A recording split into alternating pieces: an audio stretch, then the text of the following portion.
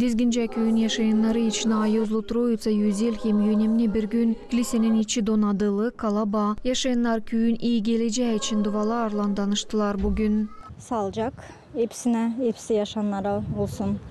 Mir bereket, yağmurcuklar yağsınlar, anlaşmak olsun. Büyük kilisenin kurbanı.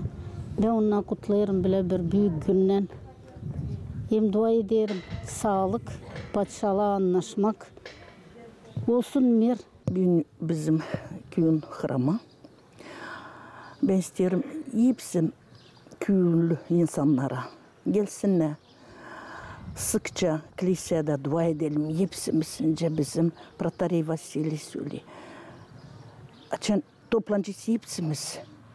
Da dua etçisi olacak bir büyük kuvvet, olacak bir büyük bir yardım. İstediğim büyüğün söyleme bizim insana, hani bütün dünyada olsun mir. Mir olsun bizim köyümüzde. Hepsi olsun sağlıklı, kısmetli. Uşaklarımız da gelsin bizim ardımıza. Kilise vardı hem kalacak köyümüzün canı. Kilisemiz insanı birleştirir, söyledi köy başı Vasili Kapsamon. Bugün bizim köyün kilisenin örtüsü. Bugün kilise olayı 213 yıl nasıl kuruldu bizim köyde. Bu büyük bir yurtu bizim herkes, her bir insana hem de misafire bizim köyde isterim dua etme her bir yaşayana çok sağlık, uzun ömür. Bizim köyün yaşayanları çalışsın, işlesin bizim köy için, bizim köyün olsa ilerlemesi.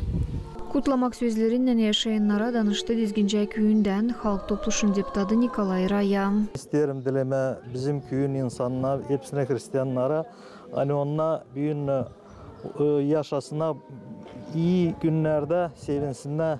Ne var bizde, ne Allah bize verdi, hem de neyle biz yaşayarız. Bugün öyle bir büyük gün, hani biz onu dil lazım unutma ve peredavat etmeye doğru bizim uşaklarımız da bilsinler, gelsinler kilise, inansınlar Allah'a. Moldova devleti yaşayanlarını yazdırması sayılarına göre Dizgince'de bugün 5000 insana yakın yaşayır. Yortulu liturgiyadan sonra hepsi kurban sofrasına teklif edildiler. Alyona Terzi, Sergey Georgiev, Irina Ryuzinets, GRT Haberler.